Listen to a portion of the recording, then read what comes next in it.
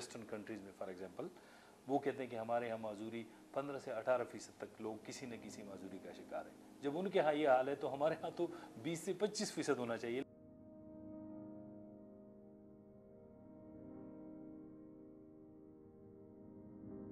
2013 के इलेक्शन में उन्होंने ये हमसे पक्का वादा किया था कि डिसेबिलिटी बिल हम पास करेंगे।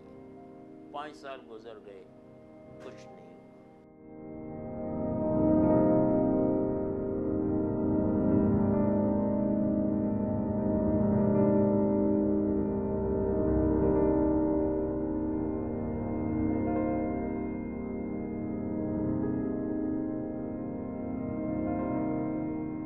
अब हमने ये फैसला कर लिया कि वो जो आखिरी उम्मीद की किरण थी वो भी ख़त्म हो गई। लिहाजा अब हम